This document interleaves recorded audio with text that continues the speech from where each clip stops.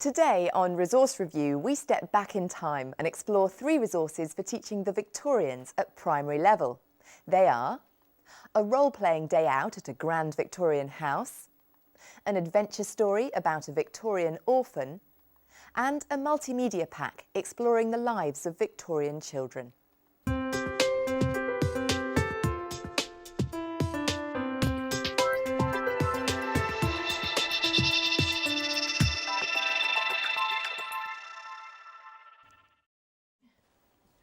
Recommending today's resources, we have Anna Warne. Anna is Teacher and Assessment Coordinator at Goldstone Primary School in Hove, East Sussex. And on the panel today, we have Fiona McCorkadale, who's Assistant Head Teacher at St Luke's C of E Primary School in the London Borough of Islington. And we have Peter Taylor, who's Head Teacher of Worth Primary School in Poynton, Cheshire. And, of course, Matthew Tosh, our resource investigator, is out and about exploring what teachers and pupils make of our resources. Well, Anna, let's talk about your first choice of resource for us today. And this is a role-playing visit to a stately home. And in this case, we're going to talk about Preston Manor in Brighton, near Brighton. Yep. Tell us about this resource and how it works. This is a fantastic resource for getting involved, children enjoying themselves, seeing real life in the Victorian times. It totally engages the children into what life would be like to be a servant living in a home like this. The children apply for jobs before they arrive. There's 4 jobs they apply for, and then when they arrive in costume, they're met by a member of the household who can be very stern and very strict in their role play. Then they get taken through the house, split into 2 groups, and they get taken around the dining room where they learn to lay the table. They're cleaning shoes, they're washing the floor, banging carpets and cooking. And this all takes place on a half-day visit? Yes. OK. Yeah. Well, thank you very much. We sent Matthew Tosh over to Preston Manor and he joined the Year 3 applicants from West Hove Junior School to see how they get on. Well, I'm here at Preston Manor in Brighton, and to be honest, I've had enough of this television lark, so I've got myself kitted out and I'm about to apply for one of the jobs. Here I go. Can I have a job, please? Round the back with you! Be off!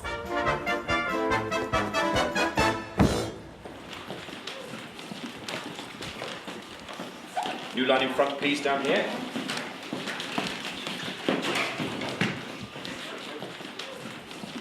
My name is Mrs. Story, and I'm the housekeeper here. Good afternoon to you. Good afternoon. Well, Debs, we've escaped the beady eyes of Mrs. Story. Can you tell me what the children have been doing here? Well, the children have been going through a number of chores, both upstairs and downstairs. They have been cleaning bedrooms, blacking fireplaces. They've also been going downstairs where they have been working in the pantry and then working in the scullery. Correct. Come over and sweep up the tea leaves. Because these tea leaves are slightly ever so moist, the dust particles, in fact, cling to the tea leaves, leaving a dust-free carpet. And that's how I think the children really are amazed at the task that they've been asked to do because they've been treated like adults and expected to come up with the goods. And they're also being asked to do quite difficult tasks. You can tell me what this course is. Do you think it appeals to all learning abilities? Well, I think that really is one of its advantages, that all children are being challenged today. It's excellent that the lower achieving children have a chance to get this real experience, so they're learning through movement, they're learning through the visual stimulus. On the other hand, it gives the higher achieving children a deeper insight to the things that we would have covered in class. Come on, work as if your life depends upon it, because it probably will. I think it's a stunning visit because it consolidates absolutely everything we've covered, but it actually brings us further on. It gives a new place for us to visit and other things that we could now go and follow up. Thank you very much, Deb. And now we'd better get back to Mrs. Story. I think you'll keep your head down. You impressed me in the kitchen, and I think you and Cook will get on very well. Well, I didn't get the job. I'm stuck in television. Let's go back to the studio.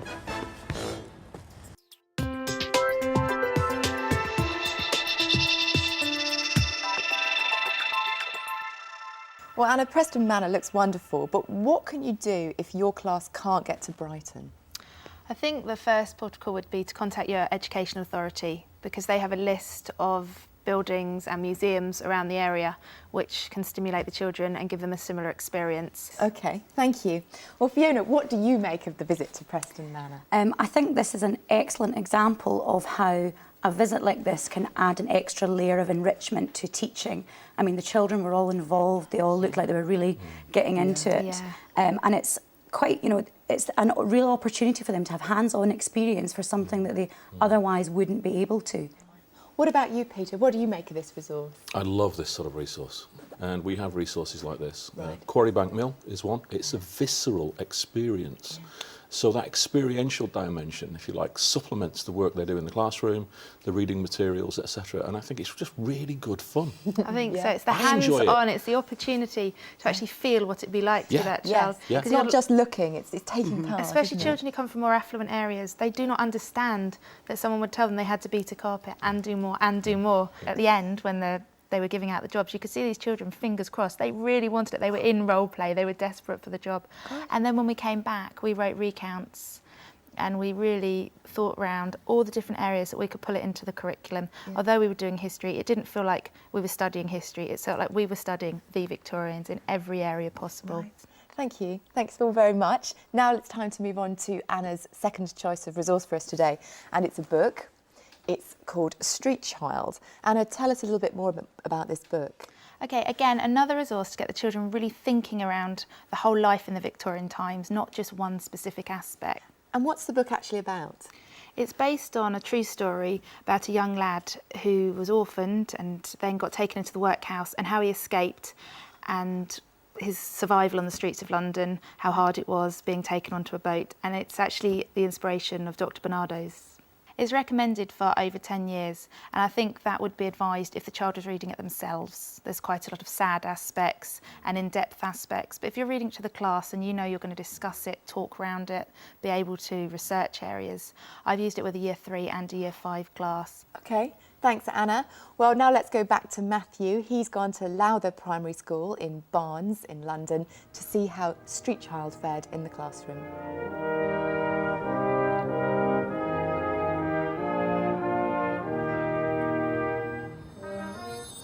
Well, I've been having a look at this book and I'm really intrigued to see how Lorraine Fear is going to use it in a history lesson with her Year 4 class. I think they're ready, so let's go and have a look. Okay, Year 4, we've spent a lot of time looking at Victorians, and today we're going to be doing some work from this book. Misbehaving, are you? Get to the trough, animal. And the boy crouched on his hands and knees in front of a pig's trough that was there, and the boy had to eat his food from it. Lorraine, can you tell me how you've been using the book in today's lesson? Yes, we read an extract from the book, and then I got children to think about what it would be like to be a child in the workhouse, and they created some frozen pictures of that. Then we discussed Jim's decision to leave the workhouse, and we did a conscience alley for them to decide whether they would escape from the workhouse. It gives a lot of information about the role of the Victorian child in different jobs they may have done, the life in the workhouse. Children can empathise with the character Jim, and it's also good for doing a lot of drama work with them. Now, do you think there's any cross-curricular link?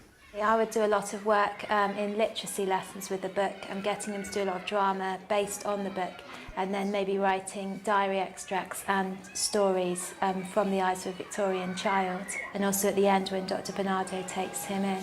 Oh, you! Faster with that broom! All right. Sweep that floor faster! It's not clean enough yet, it's still dirty! And so, your overall impressions of the book?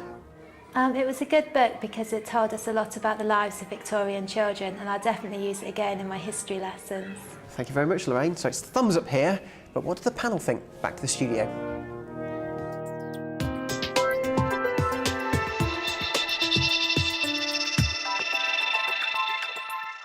Peter, what do you make of Berlie Doherty's book Street Child? I thought this was, being based on the Barnardo story, made it really interesting to read.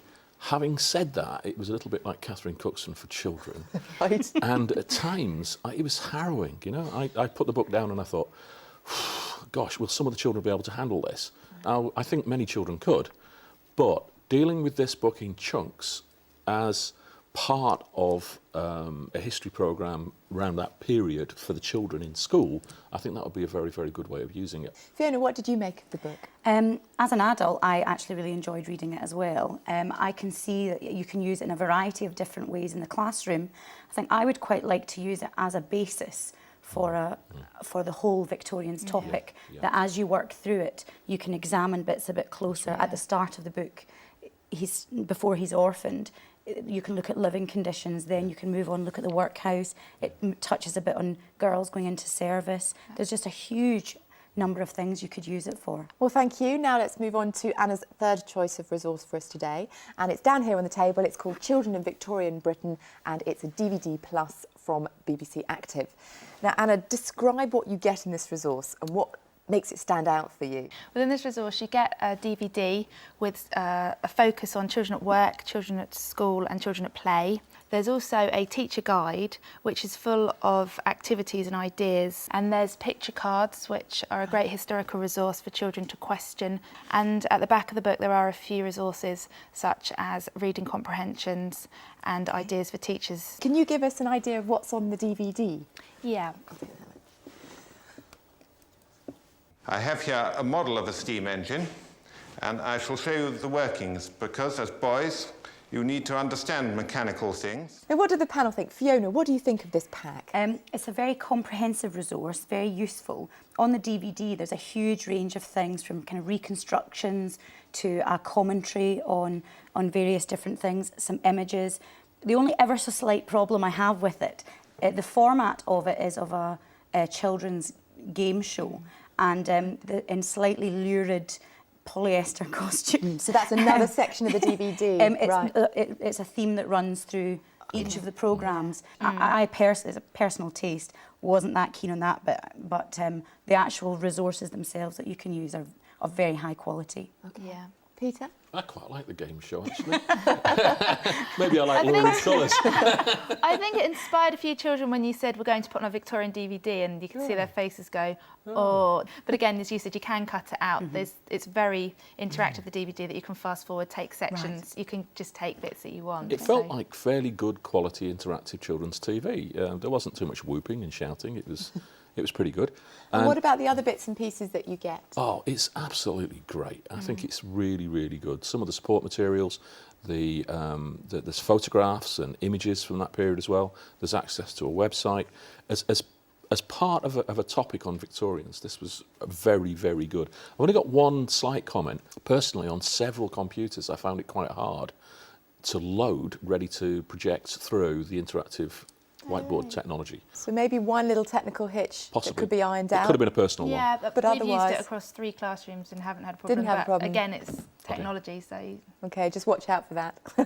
All right, well, thank you all very much. That's all we've got time for today. But just to recap, the 3 resources that we've looked at are a role-play visit to a Victorian house, in this case, the Situations Vacant activity at Preston Manor, Street Child, published by HarperCollins Children's Books, and the Children in Victorian Britain DVD Plus pack from BBC Active.